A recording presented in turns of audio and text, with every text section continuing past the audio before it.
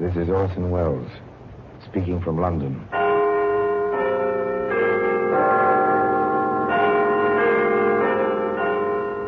The Black Museum. Here, in the grim stone structure on the Thames, which houses Scotland Yard, is a warehouse of homicide. A warehouse where everyday objects, a tallow candle, for example, a mounted cat, an andiron, all are touched by murder.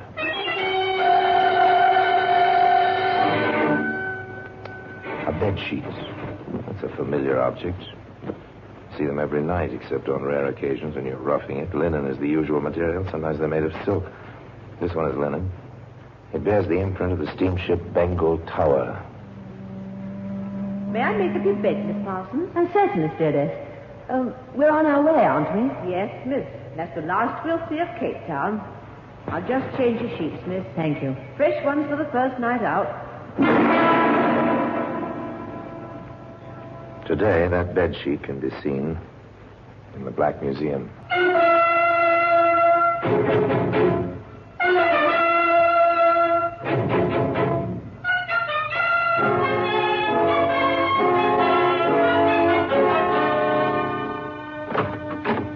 Well, here we are, the Black Museum.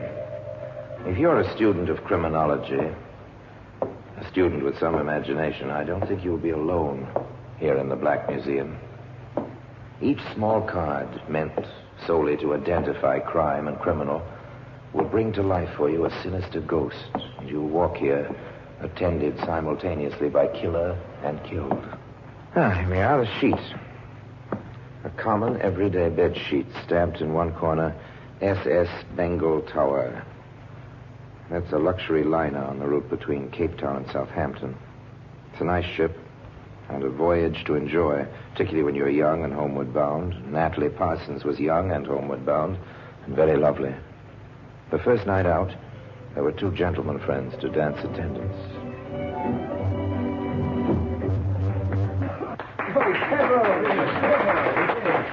Thank you, Miss Parsons.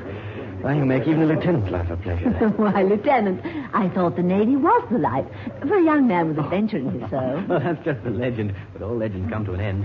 Just like the dancing tonight. Mr. Morrow holding the fort at our table all alone. Let's be nice to him, Lieutenant. I hear he knows the captain of our ship. The dancing was over in the main salon. The orchestra retired for the night. High above the brilliantly illuminated decks on the dim, binnacle-lighted bridge, Captain Booth had his own thoughts as he paced away his watch.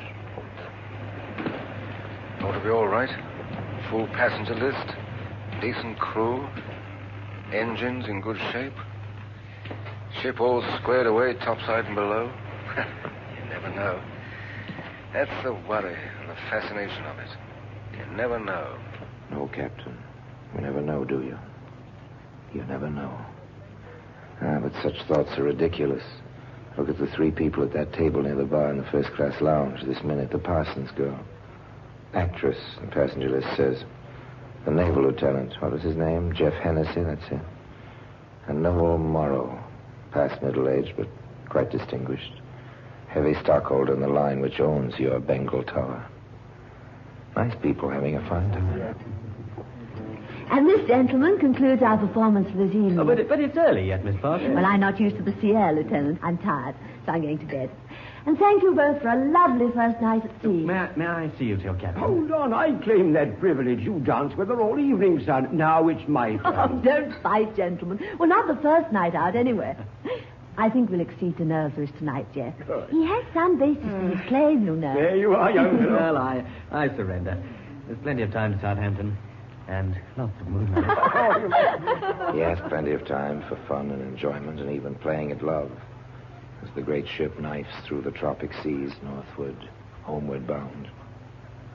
So Noel Morrow walks Natalie Parsons to her cabin and returns to the bar for a nightcap with Lieutenant Jeff Hennessy. To Natalie, a nice girl. I'll drink to that. A fine talent, I hear. Yes, I saw in a play in Johannesburg, Three-Cornered Moon. Huh? Very amusing. That's so. I never heard of it. Still, I'm glad I heard of Natalie Parsons. Nice girl. Good looking, too. Yes, all of that, and more. Well, here's to a pleasant voyage. Two gentlemen converse over whiskey and soda.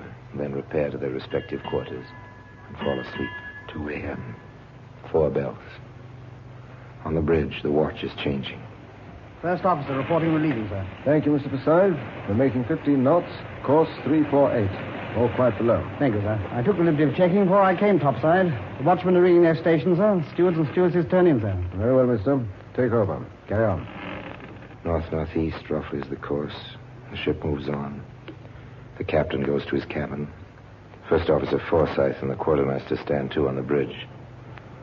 All quiet. Below on B deck, the watchman makes his rounds.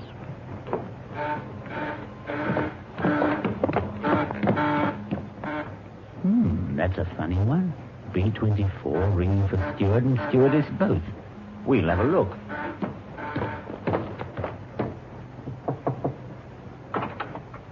What is it, man? Is something wrong, sir? Nothing's wrong. Why? Both your buzzers are ringing, sir. For your steward and stewardess both. There must be a mistake. Everything here is fine. The watchman is puzzled. He goes back. The buzzers have stopped. He checks the cabin list. B-24. Miss Natalie Parsons. He hesitates. Back to the cabin or up to the bridge? Was it a mistake he chose the bridge? What is it, Peter? B-24, the ladies' cabin. A single occupied, Mr. Forsyth. Is it now? Buzzers was ringing. I answered. A man came to the door. All I did see of him was his trouser leg and shoe. Black, both of them. Well, strange things can happen on shipboard on a cruise like this, you know. You just go on with your rounds and fill out your report when you go off watch. Yes, sir. Very well, sir. In a few moments, I'll go below and check. You want to make sure, meet me at B-24 at 5 bells. Aye, sir. Thank you, sir. Strange things do happen on shipboard. Even without tropic seas and a voyage home, quite strange things. 5 bells. 2:30. First Officer Forsyth, with Watchman Petrie at his elbow, knocked discreetly on the door to B-24.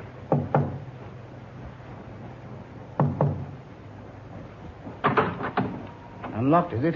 Careless. So it seems, sir. Swing your torch in here, Petrie. Aye, sir. Nobody here. Cabin's empty. All right, Petrie. Make your report. I'll enter this on the log. We'll let it go at that. And girls will be girls, Petrie. I trust you haven't forgotten them. Discreet fellow, that first officer, but then he'd had plenty of cruise experience. He noted the matter in the log. After all, he had left the bridge for a few moments. And that was all. Now, it happens that one of the duties of the first officer is to call the roll at boat drill. You know how that goes. The bells clang all over the ship. The passengers joke as they reach for life belts dusty with disuse and scramble to the boat deck at the stations noted on their cabin doors. And after a bit, the first officer comes around and checks the roll. Yes, I know. I quite agree, yes. Answer to your names, please, ladies and gentlemen. This is a boat station for cabins B-18 to B-45. All passengers and crew assigned here will answer. Mr. Ainsworth? Here. Alan Birch? Here, sir. Miss Lawrence? Here? Mr. Leary? Present. Nancy Meadows? Yes, sir. Major Norton? Yeah. Miss Parsons? Miss Parsons? Miss Parsons? The first officer reported to Captain Booth. Captain Booth thought it might be courteous if Miss Parsons were under the weather to pay her a courtesy call. The captain knocked. Empty. Strange. Stewardess? Stewardess! Yes, sir?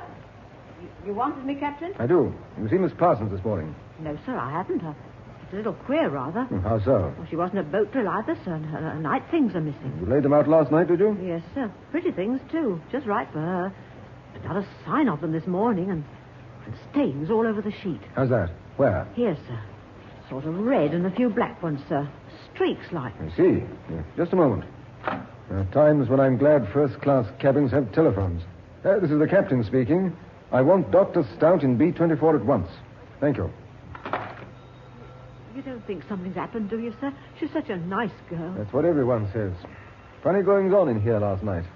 Watchman's report, a log. Notice anything else peculiar here this morning, stewardess? Well, yes, sir. When I came in to straighten up, first off, I noticed the porthole, sir. Swinging open it was all by itself. I fastened it before anything, sir. Yes, that's right. You call for me, Captain? Yes, Doctor. Take a look at the stains on that sheet, will you? Right. All right, stewardess, you can go, but stay on call. Yes, sir. I'll be right outside. And send in the watchman. Yes, sir. Well, Doctor? These are probably lipstick. The other red spots, they look like blood, I'm afraid. I'll tell better after I've run a test. The black marks beat me. Not a very pleasant prospect. Blood on the sheet and an open porthole. Watchman Petrie, Captain. Ah, yes. Don't go, Doctor. Now, see here, Petrie. This man you reported speaking to last night. Did you see his face? Sorry, sir, I didn't. Only his trouser and one shoe, like I told Mr. Forsyth. I see. It's too bad. What about his voice? It was muffled, sir, by the door. But he did have, a kind of accent, sir. What kind? American? Welsh? Scots? Irish? If anything, it was Scotch, sir. All right. Dismissed. Thank you, sir. Well, Doctor? I don't like the looks of it. I'd seal this cabin and notify owners if I were you. I'll do that and more. This is the captain. Give me the bridge. Watch officer, please. Hello, Mr. Matson. Captain Booth here. I want a complete search of the ship at once for a passenger. Natalie Parsons. Crow's Nest a block hole. And, put the ship about, mister. We're going back on a sea search as well. Calculate our position at 4 bells this morning. I'll be topside directly. We're not going to find her alive, you know, Doctor. But we've got to have a look. I know. If this girl went through that porthole alive, the sharks have got her by now. If she went through dead, we have a murderer aboard. As I said before, not a very pleasant prospect, Doctor. No, it didn't look so pleasant. An empty cabin. An open porthole. And blood on the sheet. And I'd remind you that sheet today can be seen in the Black Museum.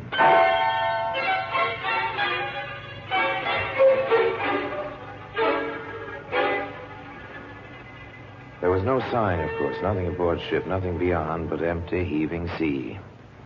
The Bengal Tower slowed its position she'd sailed through the night before. She circled, while anxious eyes scanned the surface of the water. They saw nothing. Nothing but the sea. Then the captain said quietly, Engine room? All engines ahead. Full speed. Aye, aye, sir. and presently the wireless room crackled with the sound of a coded message. Master Bengal Tower to Indian Mail Steamship Company, Southampton.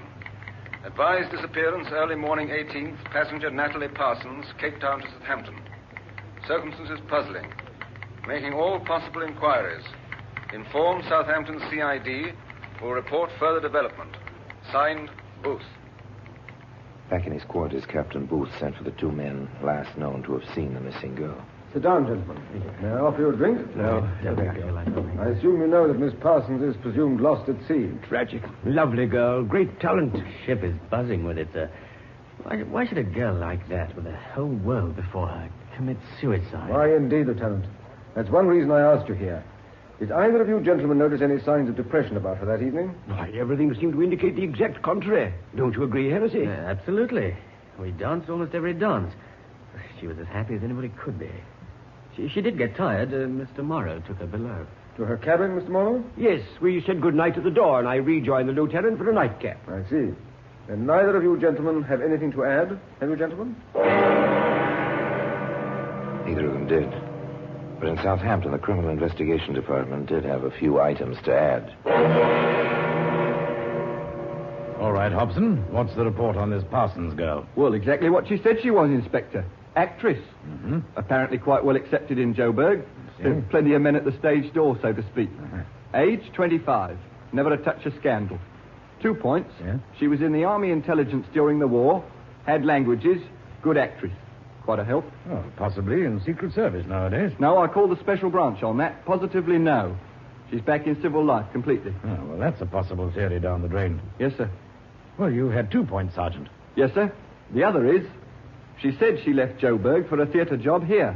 Well, there's no sign of it, sir. No manager in England has signed her, though some of them knew the name. Oh, we'll keep after that. Oh, how about the passenger and crew list? Anyone familiar? No, not a criminal record in the lot. And we've checked all 368 of them. All right, Sergeant. Well, keep after that theatre job angle. Meanwhile, alert the technicians and the harbor police. We'll be going aboard that ship before the pilot takes her over.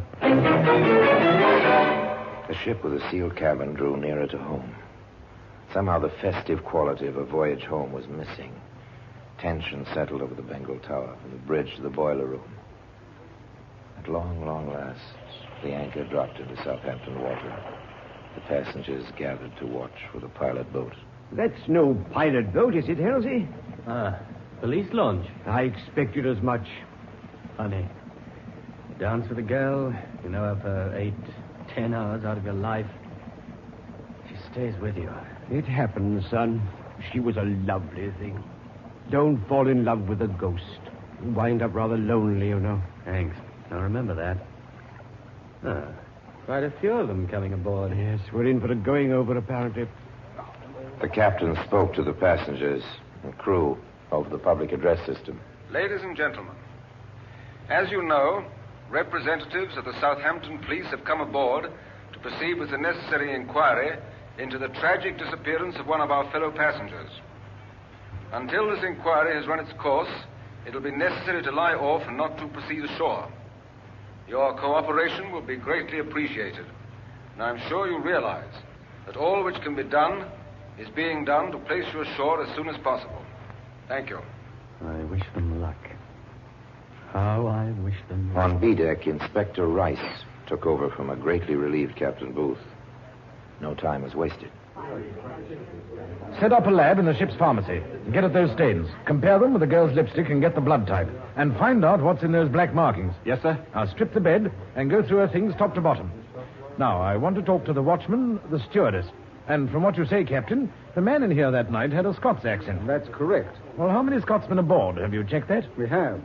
26, Inspector. 18 passengers, 8 in the crew. Oh, very good, sir. You have been thorough. Now, you, I take it, are the watchman. They worked quickly, but they worked thoroughly. The watchman and the stewardesses reasserted their statements to the captain with one addition. Oh, yes, sir. I've cleaned the cabin thoroughly. Wiped everything. That was too bad. No chance now for fingerprints. In the improvised laboratory in the ship's pharmacy, they did better. The lipstick stains match the lipstick in her luggage exactly, sir. The blood type on that spotted sheet? Type O, sir. The girl's army record gives the same type. Meanwhile, information arrived from ashore. She had a job waiting for her, Inspector, at the Abbey Theatre in Dublin, sir. And then the police chemist came up with a long-awaited answer. The black streaks on the sheet, sir. Lamp black wax and petroleum oil. That's shoe polish. But there's a trace of silver polish mixed in, sir. Ah, now we've got something, Hobson. Yes, sir, but what? Well, who'd get silver polish on his boots aboard ship, Sergeant? Well, it's a weird combination, sir. A ship steward, Hobson. A steward with a Scots accent. Now, let's see the captain, shall we? I'll cooperate in any way I can, Inspector. But even if it is one of my men, there's not a thing to tie any of them to the incident. Well, sir, I have an idea. We can let the passengers ashore now, but hold the crew. Then you invite the police detail and the ship's officers to luncheon. Set up 4 tables well apart, waited on by the 4 stewards you say are Scots-born. At the end of the meal...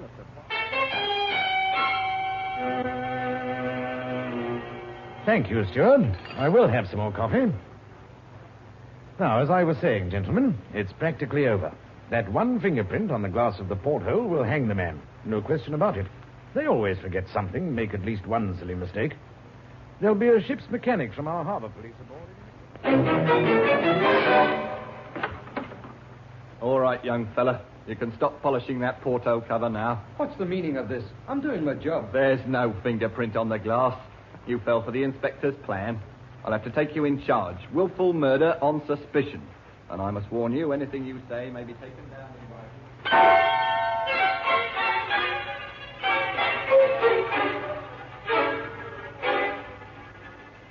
They smoked him out all right, but he refused to give in without a struggle.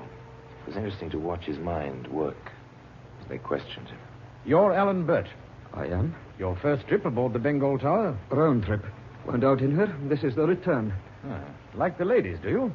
They seem to like me. Ever had any trouble with one before? No, never. What do you mean, before? Your forearms, Bert, and your neck, all scratched. No dame ever scratched me. Oh, where did you get them then? Ship's cat. I tried to pet her. She let me have it. It won't wash, Bert. No cat's claws ever scratched like that. Ship's doctor will certify to that. And those scratches aren't old enough to have happened ashore. All right, then. It was a woman. Huh? A stewardess. Which one? I'm not saying. She'd lose her job. Nonsense. Who are you protecting, Birch? Nobody. Stop it, Birch. You're only making it harder for yourself. You were on duty for that cabin, among others. She rang. From the watchman's story, the buzzer was stuck. But you didn't realize it until he knocked on the door and spoke to you. You went to B24, forced your way in, attacked the girl, and when she resisted, you killed her and pushed her through that porthole. Wasn't that the way it was, Birch? I never attacked nobody. We say you did. There's blood on the sheet. Her blood. We'll find it on your clothes, too. I never attacked her. We had a date. After she ditched the two jokers she was dancing and drinking with. Be careful what you say, Birch. It's all being taken down and may be used in evidence. I'm telling the truth. I didn't kill her. I was waiting in the cabin like she said. When she came in, she changed her mind or something. She tried to push me out. I don't take that from no woman. I grabbed her. She fell against me. She was foaming at the mouth in a sort of fit. She collapsed. I put her on the bed, tried to give her artificial respiration. That's how the black got on the sheet, maybe. Yeah, probably. Go on, Birch. When that fool Petrie came to the door, I lost my head. She looked dead. I didn't know what. I locked the door. I couldn't find no heartbeat. Nothing. I figured Petrie would report to the bridge. I picked her up and pushed her out of the porthole. Why did you decide to tell this tale, Birch? Because you'd pin it on me anyway. I know coppers. So better than have yous cook it up, you got it my way. I didn't kill nobody here. I didn't kill nobody. Stanley Birch had told his story. Not a very good story. For there, in contradiction, was the testimony and evidence, including that blood-stained bedsheet, which you can see today in the Black Museum. And now, until we meet next time, the same place, I tell you another story about the Black Museum. I remain, as always, obediently yours.